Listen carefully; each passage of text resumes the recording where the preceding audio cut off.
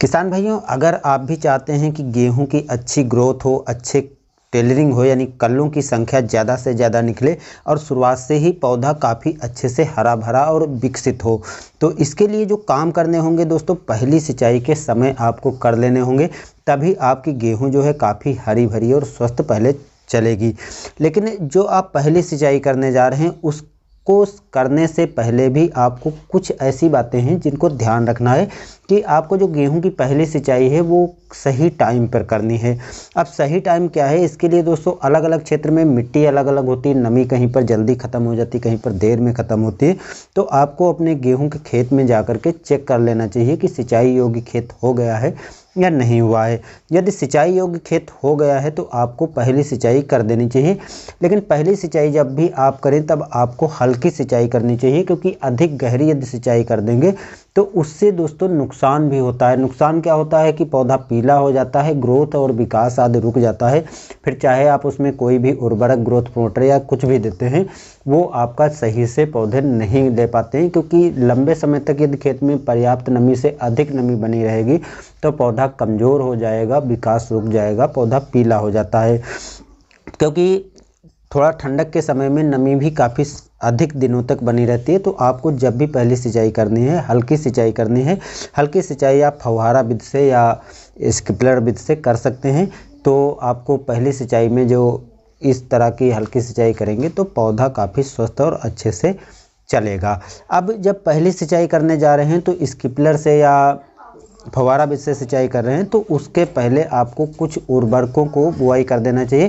लेकिन ध्यान रखना है कि यदि आपके खेत में खरपतवार हैं तो खरपतवार नाशी का भी आपको सही टाइम पर यूज करना है, क्योंकि यदि खरपतवार अधिक हो जाते हैं तो बाद में यदि आप खरपतवार नाशी का स्प्रे भी करेंगे तो पौधा कमज़ोर हो जाता है।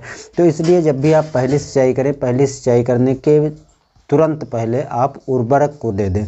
अब उर्वरक को देना है तो यदि आप सीधे खड़ी सिंचाई करना चाहते हैं, जिस प्रकार से ऐसे पानी चला रहे हैं खेत में सीधे, तो आपको उर्वरक बाद में देना है। लेकिन स्प्रिंकलर से या फव्वारा विधि से सिंचाई कर रहे हैं तो आपको उर्वरक जो है पहले दे देनी है।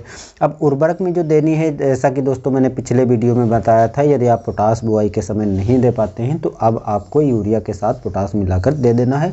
बाकी आपको 1 एकड़ में यूरिया जो है 35 से 45 किलोग्राम दे देना है।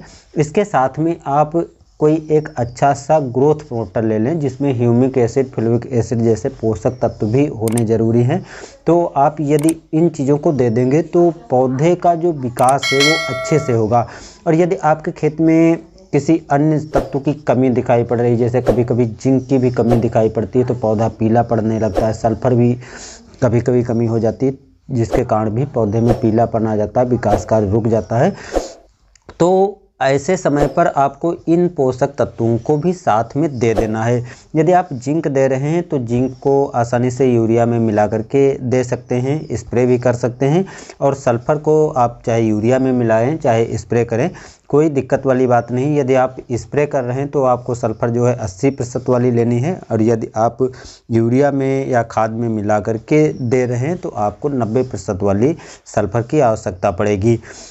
ये सभी पोषक तत्व आपको पहली सिंचाई पर दे देने हैं, जिससे पौधे में यदि कोई कमजोरी है, किसी पोषक तत्व की कमी है, तो पौधा कमज़ोर ना रहे और उसका विकास जो है रेगुलर होता रहे। और जितना अच्छे से शुरुआत में पोषक तत्वों की पूर्ति आप कर पाएंगे, पौधे में कल्लों की संख्या उतने ही अच्छे से शुरुआत से ही होना चालू हो जाएगी। क्योंकि यदि आप लेट करते हैं, दूसरी सिंचाई तक इंतज़ार करते हैं और उस समय इन उर्वरकों की पूर्ति करते हैं, तो कभी कभी इन पोषक तत्वों के लक्षण भी आपको सामने पौधे पर दिखाई पड़ेंगे, तो जिससे पौधा कमज़ोर होगा और विकास रुक जाएगा। तो इसलिए इन सभी पोषक तत्वों की पूर्ति आपको पहली सिंचाई पर ही ध्यान देकर कर देनी है। एक बात तो दोस्तों लास्ट में कहना चाहेंगे कि आप जो है यदि सीधे सिंचाई करते हैं तो भी हल्की सिंचाई करें, इस प्रकार से गहरी सिंचाई ना करें। गहरी सिंचाई करने से आपको फ़ायदे की जगह पर नुकसान होगा और पौधे का विकास रुक जाएगा, टेलरिंग आदि यानी कल्लों की संख्या उसमें नहीं बढ़ेगी। फिर चाहे आप कितनी भी कोशिश कर लें, कितनी भी टॉनिक और ग्रोथ प्रमोटर आदि दें, कोई उसका इतना अच्छा आपको रिजल्ट नहीं मिलेगा। तो सिंचाई जितनी समय पर करना ज़रूरी है, उतना ये भी ध्यान रखना है कि कितनी आपको सिंचाई में पानी लगाना है। यदि गहरा पानी लगाएंगे तो फ़ायदे की जगह पर नुकसान होगा। बाकी दोस्तों यदि इसमें कोई जानकारी छूट गई है तो कमेंट में आप हमसे पूछ सकते हैं। यदि आपको डिटेल से बताने की ज़रूरत पड़ेगी तो मैं पूरा वीडियो भी आपको बना करके बता दूंगा। कैसी जानकारी ही रही कमेंट में दोस्तों ज़रूर बताइएगा। नेक्स्ट वीडियो देखते रहने के लिए चैनल को सब्सक्राइब भी कर लीजिएगा। मिलते हैं नए वीडियो में, धन्यवाद।